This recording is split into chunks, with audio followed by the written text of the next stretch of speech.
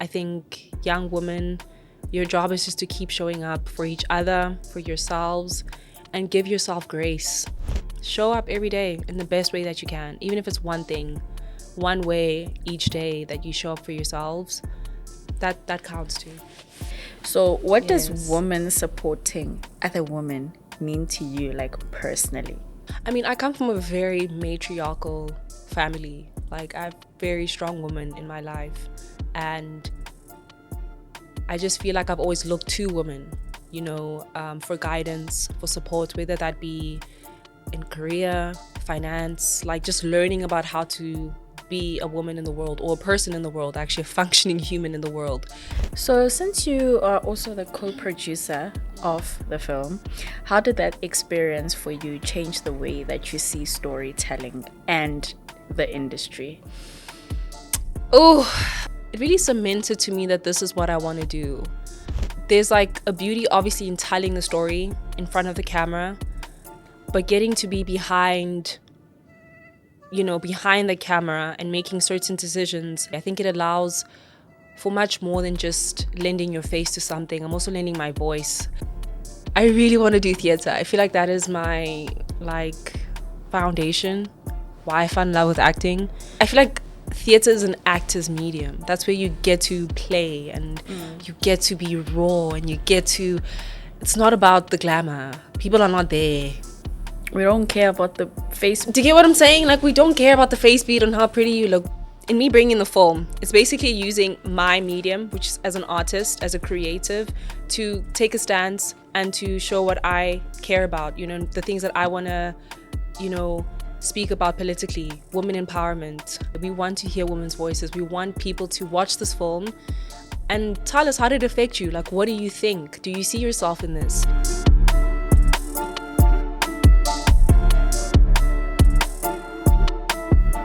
Hello and welcome to the Sunday World podcast. My name is Mbalenhle Zuma, and today I am joined by actress and co-producer Ama Qamata. Ama has made her mark in South Africa and is now taking on international projects. Her latest film, Fight Like a Girl, tells a powerful story of trauma, resilience, and women reclaiming their strength. The film is coming home to South Africa this Women's Month. And today we're talking about the film, Ama's journey, and what this story means to her. Ama, welcome to the Sunday World podcast. Of course.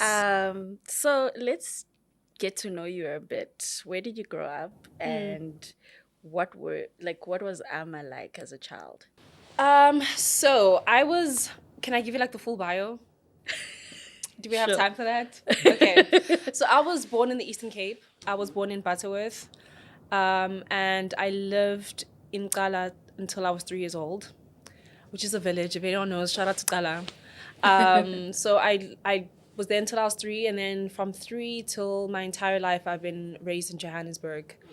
And as a kid, I would say, this feels like it was a long time ago, and it wasn't that long. I think I was just a very confident child. I've always known what I wanted to do. I've always known that I wanted to act. Like, that's always been my path. So that made life a lot easier for me because I knew what to prioritize. I knew just kind of the life I was trying to build for myself. So I'd always say like confident, but still like very reserved because I'm a Virgo. So reserved but confident. And yeah, I would basically use that to describe how I was as a kid. So who influenced you into getting into acting? Who influenced me?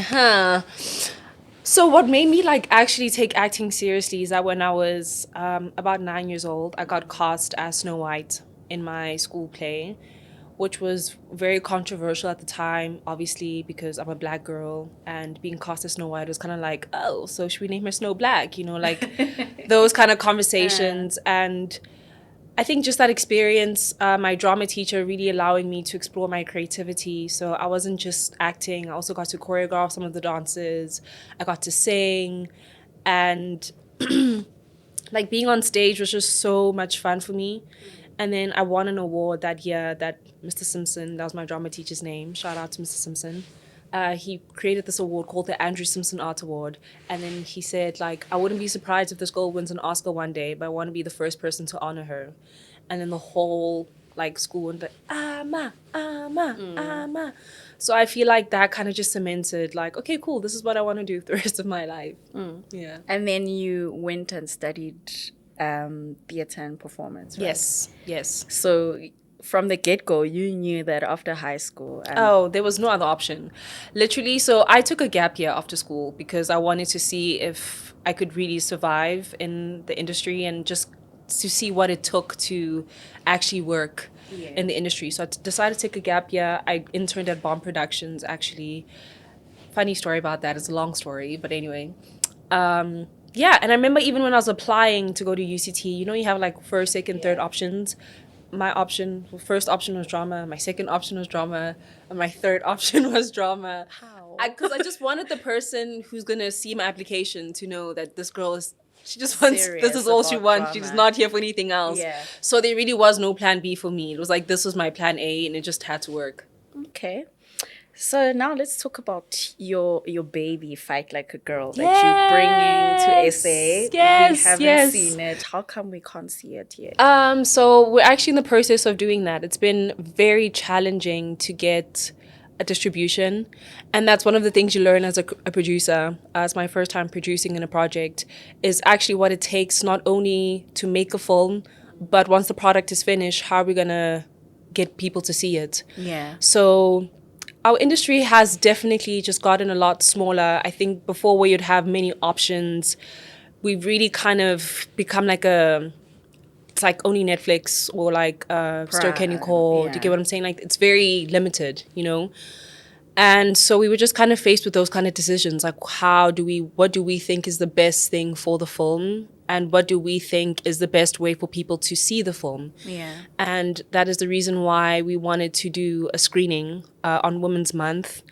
I just thought it was very important to bring the conversation of empowering women and female resilience, especially African women, during this month. You know, I thought it was very relevant, and I was like, I think that we should really bring the movie to audiences in South Africa during this time. Yeah. So what was it about Safi's story in Fight Like a Girl that immediately connected with you? I think I liked the challenge, you know, that the script presented. Like, I could just see that this was going to make me a different performer. Like, I had never done anything like this. And I was very hungry to kind of step outside of the teenage girl, blood and water, Gomorrah, that people had known me for. So this was really gritty, you know, and the fact that it's based on a true story, and there's so much that like Safi goes through and that she overcomes, you know, and I think, so we shot the movie in Goma, and I feel like the world has a certain idea of what war-torn countries look like and how people live and the circumstances, you know, for people there.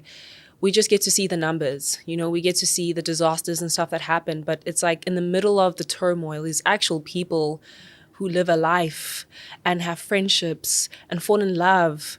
And there's a real like human connection story that I just really fell in love with Fight Like a Girl and Safi's journey, is that even though there's just like this whole thing going on in her world and in her country, but she still finds a way to be resilient, to lean on other women, you know, and they all come together and kind of share their experiences. And these are young women.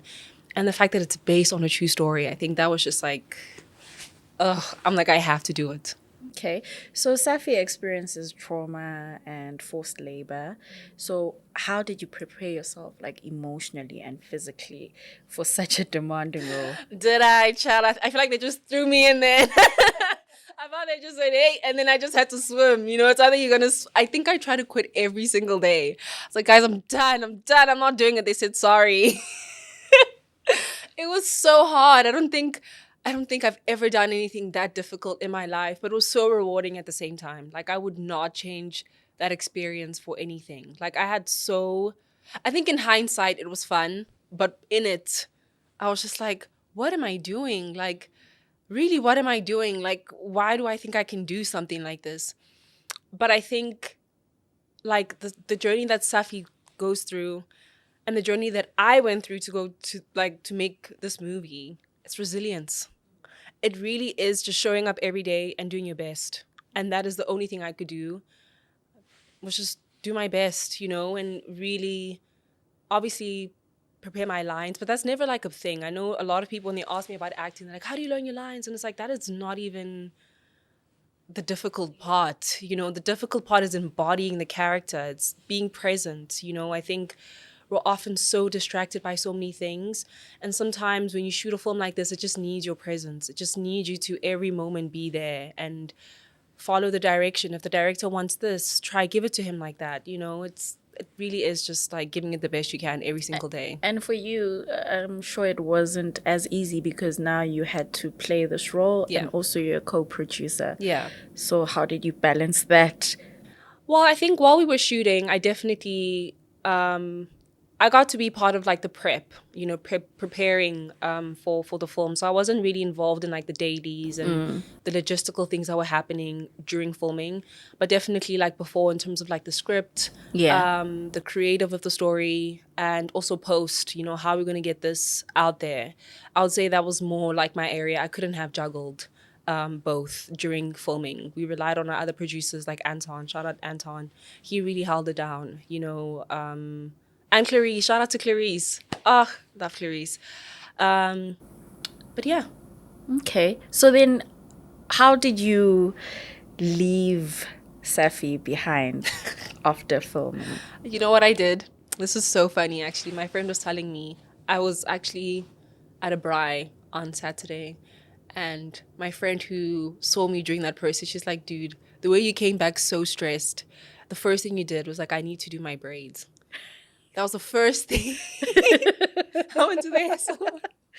Because yo, it was hectic. Yay. Yo. I went to the hair salon. And as soon as that braid touched my hair, I said, okay, I'm back. Like, because before that, guys, it was bad. Because you felt like you were fighting like a man. I was just a bold man. I was just, do you get what I'm saying? Like, I just didn't feel like myself. Like, I was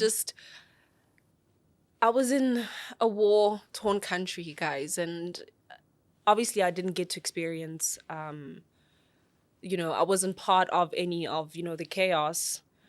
But, just being in that reality was really real. And, I just wasn't I was taking care of myself, but obviously I had to look a certain way. So I think as soon as I got back home, as soon as those braids touched my hair, I said, okay, cool. Like, I'm back. So I think it's the braids that got me back. And my friend was actually reminding me of that, which I thought was really funny. So boxing becomes a part of Safi's healing. What do you think it represents for her beyond the fighting? I think that boxing, so the story is based on a true story, right? And the character that Safi is based on is called Clark Ntambwe. She's a Congolese boxer, and she's actually in the movie as well. She plays Aisha in the movie, and she did phenomenal. So the reason why she got into boxing was because she said she wanted to learn how to fight the men who killed her father. So her whole point of like wanting to learn how to fight was for revenge. Yes. And then Kibomango basically started this boxing club for women who had been raped, who had experienced trauma during the turmoil, as a way to kind of get out of that anger, to find a healthy and productive way to kind of learn how to defend yourself, but also to take the anger out. So I think for Safi, it's a very similar thing. Okay. The film celebrates female solidarity. So what does women supporting other women mean to you, like personally? I feel like it's leaning on, I come from a very matriarchal family. Like, I have very strong women in my life.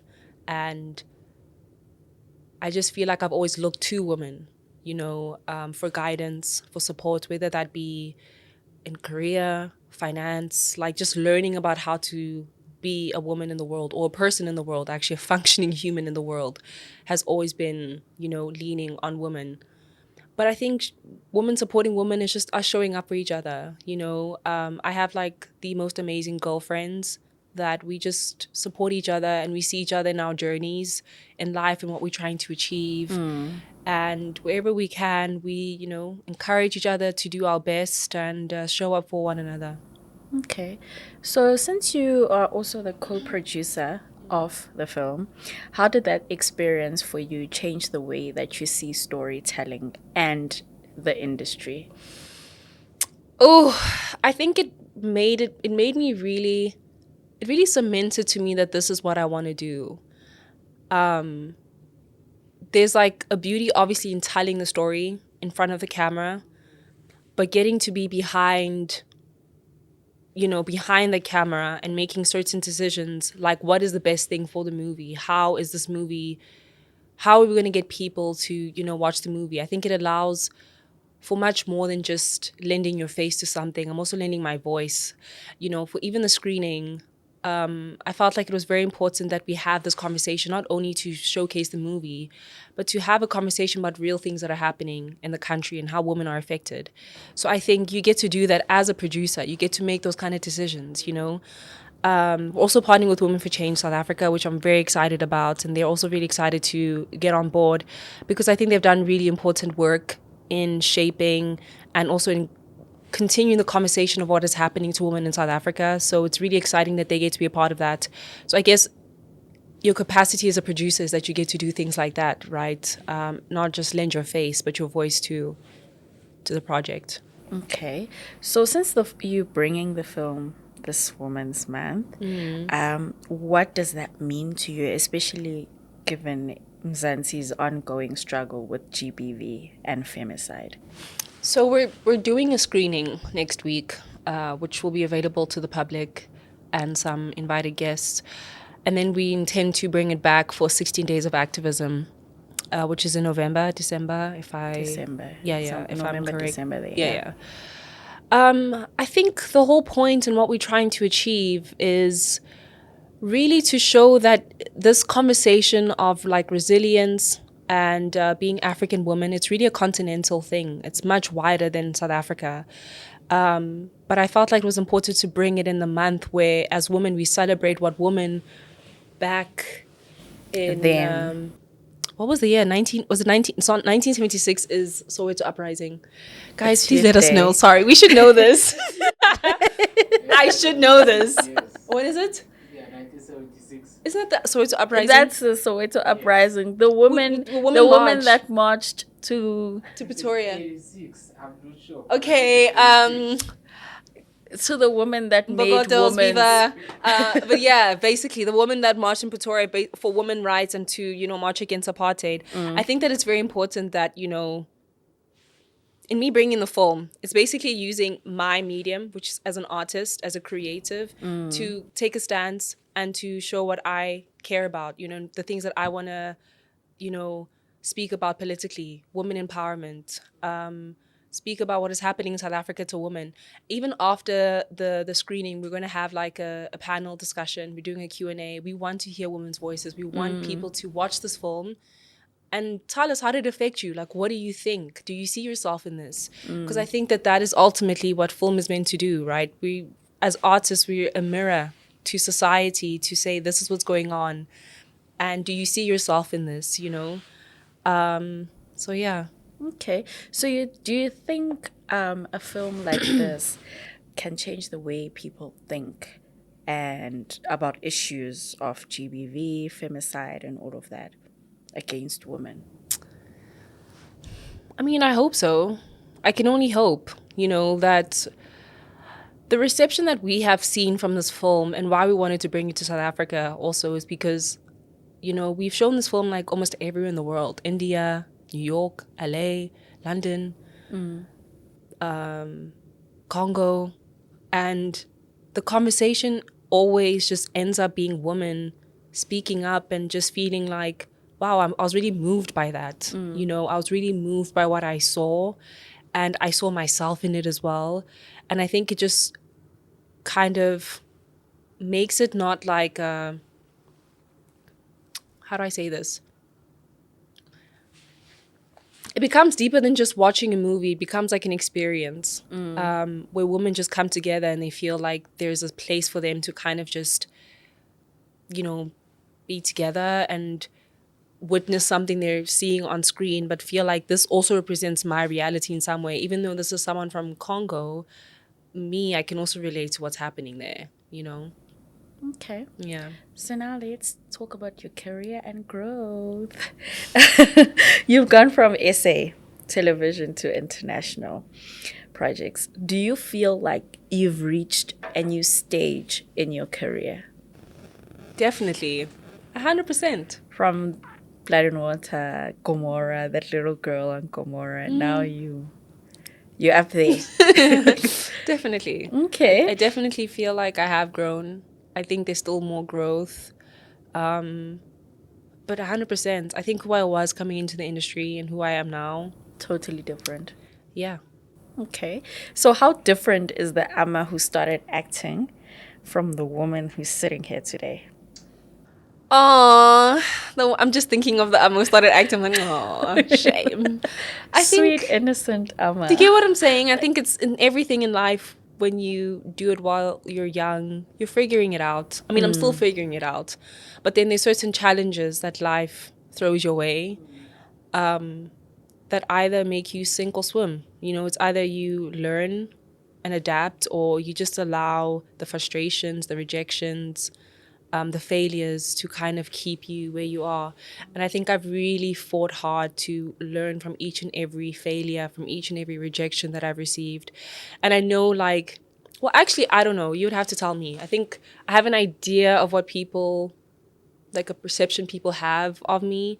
And then there's a person who's actually living it. And it's like, yeah, it's a lot of work, guys. It's a lot of work. It's a lot of disappointment. It's a lot of, I think people only get to see the good. Yeah, like you get to see the highlights.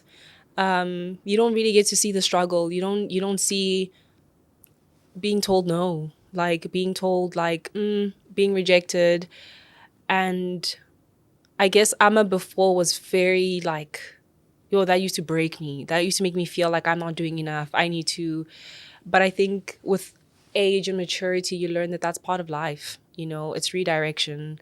It's also God just molding you into the person that you need to be for what he has in plan for you and what he has for you. It's like you kind of have to go through certain things, so that you understand that, oh, that's why I went through that.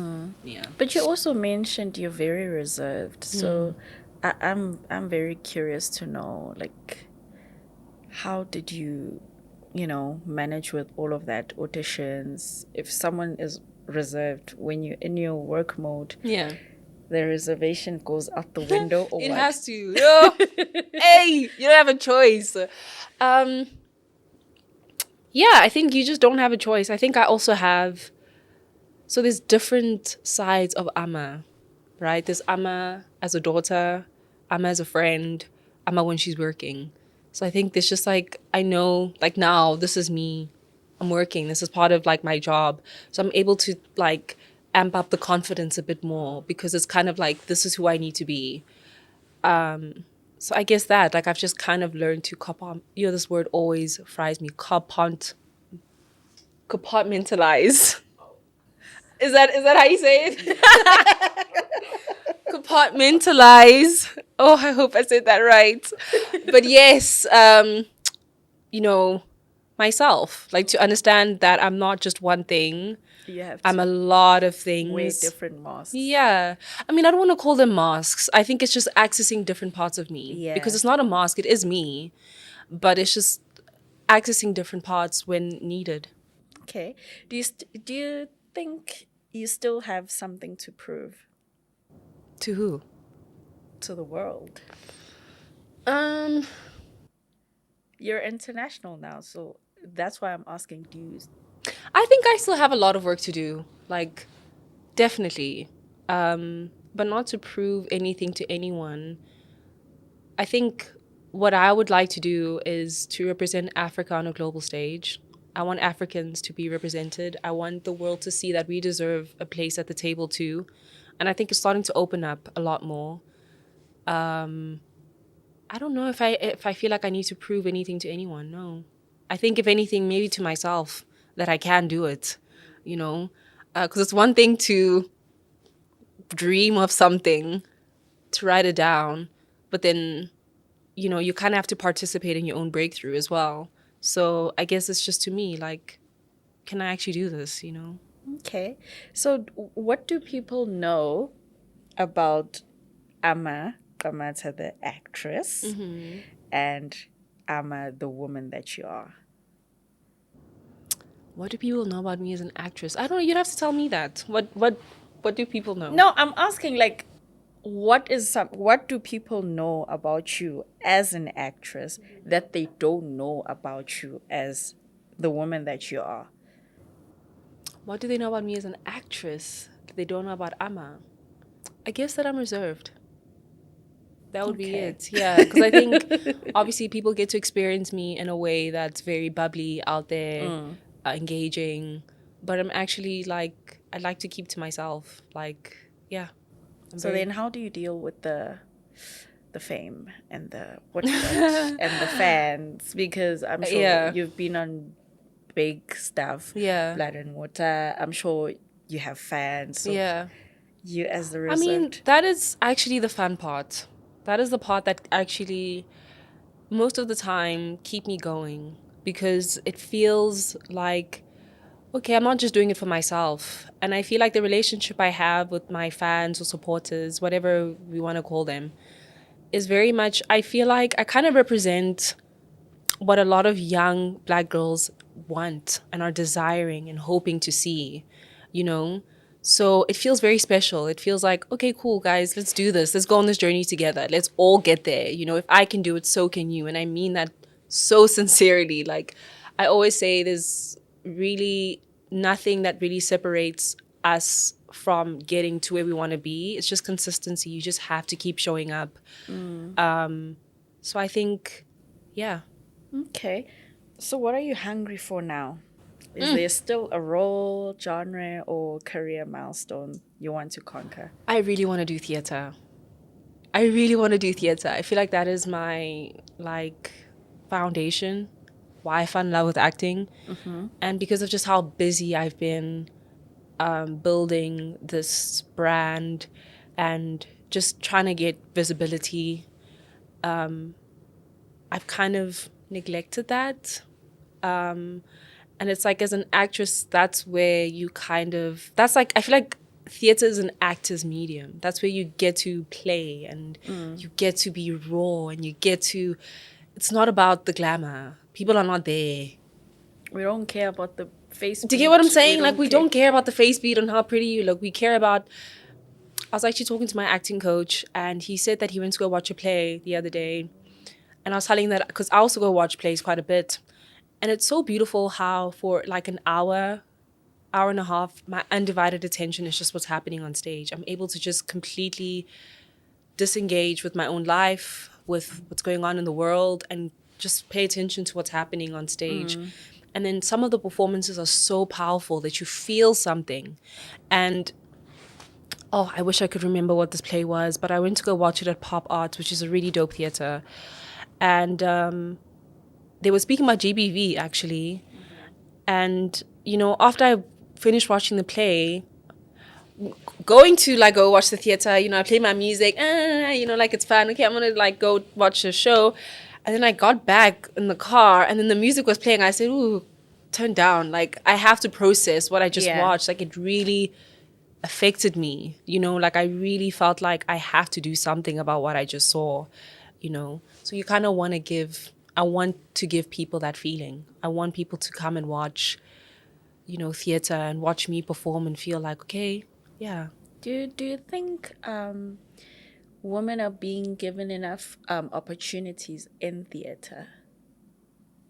Like, not as the actors, like as the producers, the directors of theater productions. To be honest with you, I wouldn't know. I don't know. Do you want to have your own, like, theater production one? Yeah, that would be lovely. I would love to do that. I would love to do that. Okay. But for now, I think I want to like get in the acting. Like, let me get in the on stage. Okay.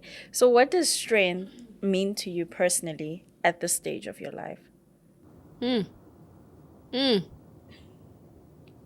Cha. I'm a survivor. What does strength mean to me? I think it means resilience. You know, that's the only way you can test how strong you are is it's determined by how much you don't give up, you know. Okay. So what do you hope audiences take away when they watch Fight Like a Girl? Oh, I hope people are moved. I hope women, men are moved. I also want men. I don't want it to just seem like yes, it's a movie about female empowerment, but I think there's a space for men in that conversation as well as to how can they lend their voice and to the struggle and to the movement of trying to empower women. But yeah, I hope it, especially for our screening on Wednesday, I really want to like engage in some really thoughtful and like heart-wrenching conversations. I want it to be a space where women feel safe and feel like seen. And especially because it's African women on screen. We haven't really seen a lot of that representation on theater. Like I was watching when we were in London, I was watching myself on screen. I'm like, when last did I actually see a black woman on a theater screen? Like consistently, not in just like short parts, you know, like consistently. When last did I actually see that? And it makes such a difference, you know. I would hope like to African women sitting down and seeing themselves represented on a screen like that, and then to also know that we can create movies that can create conversation. Okay. So what do you want this chapter of your career to represent for you? That's such a beautiful question. Oh, I love that question. I feel like I'm learning. Like I'm definitely, I was talking to my therapist, and planning this event has been so stressful, like so stressful. And it's like the first time I've actually taken something head on and saying, I want to do this and we're going to do this. And every day feels like there's a new challenge, you know, which could be it is kind of discouraging, but I think what reminds me is why I'm doing it. You know, I'm just thinking of why this is important. But anyway, I was talking to my therapist, and he was saying, Ama, you have to realize that you're planting seeds right now. So you can't plant a seed and expect to eat tomorrow. Yeah. You know, you have to water it. It has to go through the seasons. So I think that's where I'm at in my career right now. Like I've planted seeds. You're just waiting. I'm waiting for them to grow. You're watering them. I'm watering them. I'm waiting for them to grow. And it's very, very tough. Chow. Ooh, chow. Okay. But it's a welcome challenge. I think it's what I said I wanted. I said I wanted this. So it's kind of like, yeah, now you have to do the work, you know? And that's what we're doing every single day. Like my team and I, it's just literally the three of us pulling all of this together. But I think there's like a bigger vision of where we're trying to go, and I think it's very exciting. So I think right now we're planting like seeds. I'll say that's where I am in my career. Okay. So if you could speak to the young Ama who was just starting out, what would you tell her?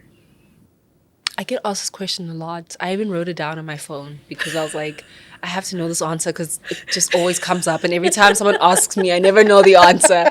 And I've completely forgotten. What would I tell young Ama? I think she was so hard on herself, which I'll give her grace. She had to be, you know. That's how she survived. But I'll tell her to actually like, girl, relax, you know, like calm down. Like you don't have to put so much pressure on yourself. I think the only thing you have to do is just do the job. The rest, really leave it up to God. You know, I think I'm really learning now as a woman to surrender. Like there's only so much I can do. Literally only so much I can do. And I think my time would be better used if I just relied on the fact that, I have a team. Everyone knows what they're doing. I know what I'm doing. And then we're all going to come together and figure it out. So I think Ama just wanted to do everything and everyone's job and just because she wanted it to be perfect. And I think she really felt like the only way the world would accept her is if she was perfect.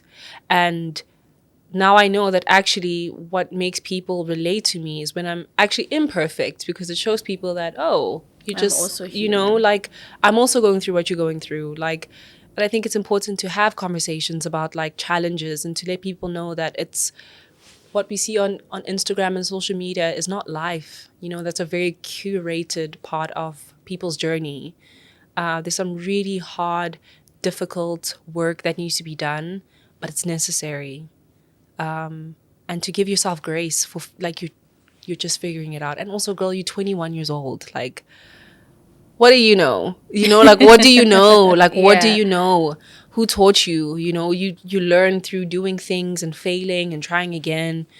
So I think I'll just tell her to be a bit more calm. I think I need to tell Ama right now as well, girl. But I think she knows she handles pressure a lot better than young Ama did. Okay, so what are you currently busy with besides trying to Fight Like a Girl for us to actually get to see it again? So what are you currently working on? Are we going to see on screen? I just finished shooting Marked season 2. Oh yeah, yes. Yeah, so we just finished that a couple of weeks ago. And right now my baby is Fight Like a Girl. Yeah, that's what I'll say for now. She's fighting like a girl. And we also saw you. I saw that you were also on Forbes 30 Under 30. Yes, I was. So how is that for you? Looking at the Ama now and looking back at the Ama before. Yeah. Did you ever think you would be on Forbes 30 Under 30? Yeah. It was definitely a goal. It was something I wanted to do. So I did see it for myself. I remember when they called me to tell me about it, I thought they were just going to feature me on the list, and I was like, oh, great, and then my manager's like, no, you're going to be on the cover as well. And I was like, oh, okay. So yeah, that was such a beautiful, I think I was 25 when I got that. That was such a beautiful achievement. It felt like, okay, what I'm doing is people can see it as well, But yeah, it was great. It was an amazing acknowledgement. All right. So now that we're closing, just a message to the young girlies out there who look up to you and want to be like you. What advice do you have for them? Guys, I feel like just take one day at a time. Be present. Understand that you're exactly where you're meant to be. Everything is happening for you. Everything is happening for you. It doesn't matter how terrible, how good. Everything that happens in your life is meant to be part of your journey to get you to where you're supposed to be. So it's you can't pray and ask for God to bless you with an amazing life. You have to expect struggles with that, And I think young women, your job is just to keep showing up for each other, for yourselves, and give yourself grace. Guys, we're figuring it out. There's no one in this world who hasn't figured it out. Nobody. So I think, yeah, just give yourselves grace and show up every day in the best way that you can. Even if it's one thing, one way each day that you show up for yourselves, that counts too. You have to change lives. It won't be easy, you have to fight. Ama Qamata. You will know pain, you will be hit. Don't stay on the ground. Hi everyone, welcome to the Sunday World podcast. I will be screening my film Fight Like a Girl on Wednesday, 19th of August at the Sterkinekor film cinema. You guys are all invited. Please come through. It's an amazing film about women resilience, empowerment, and just how we as women are so much better together than apart. So the link for the tickets will be in my bio, and my Instagram is Ama Qamata. Adungok bang bani, tirito, estamos llamados. Mona ungo peno, mona tongoto, nasongomo, wali, estamos llamados. Zingo wali, damolane, gweyangoloni, estamos llamados. Okay, I just want to know if you're saying we're all invited. Yes. Everyone. Everyone can come. Yeah, it's open to the public as well. Yeah. So you don't need to purchase any tickets. You do have to purchase tickets. How much? It's 100 rand for tickets, but 100 rand that comes with popcorn and drinks. Okay, thank you so much. So 100 rand, then you get like a drink, popcorn, and obviously some. Also, we partnering with L'Oreal, so there can be some like goodie bags for women. I mean, it's gonna be really nice, and you're gonna get to be part of just an amazing night with women, men. Yeah, and we'll have a really great conversation, hopefully.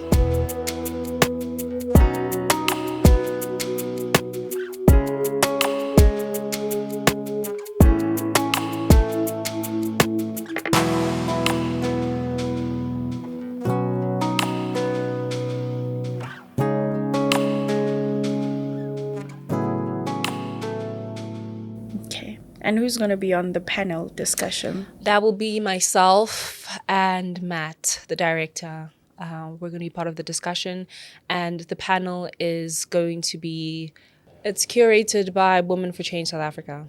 So Okay. they're going to be heading the panel discussion. So it's going to be a very, very meaty panel discussion. Okay, I just have one question. You mentioned that you're still trying to get the film here.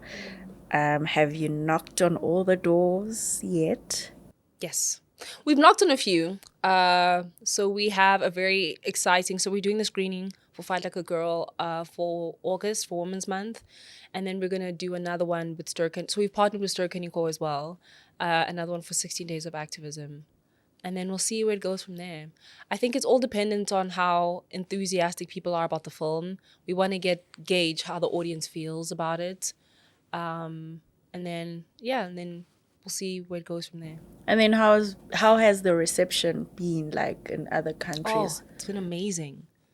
It's been so good. We got amazing reviews from The Guardian, which they notoriously difficult. You know, they don't give good reviews. We got a really good review from them, from BBC Radio, from the UK Film Review. I actually won an award for the Nepal's International Film Festival for what is it? Oh, I should know this. Rising Star. We got like 8 nominations at the Africa Movie Academy Awards. For those who don't know, that's like the Oscars of Africa. So we got 8 nominations for that. Yeah, the reception has been incredible, which is why it's such a shame to me that it hasn't come here. You know, we haven't been able to bring it here, but that is changing. We're going to be showing the film on Wednesday, 19th of August. And you shot it in 2024? Or it 2022. was released in 2024? Yeah. And 2 years later, we Literally. still haven't But seen it's not even, it just takes a lot to get a movie out there and to be seen. Like, it's literally like starting a business or like having a brand. It's like, you have to figure out what is the best way for the product for people to fall in love with the product and to connect with the product. So, yeah. All right, thank you. Thank you so Let's hope much. we see it. No, soon you will. and You're coming SA. on Wednesday, no? Yes, I'm coming. I'm just Okay. saying for others. No, they're also invited on Wednesday. Everyone can come. Okay. Thank you so much for coming and having a conversation with us Thank you for today. having me. Yes, so that's all we have for today. Please don't forget to like, subscribe, and follow the Sunday World podcast. Thank you. Thank you so much.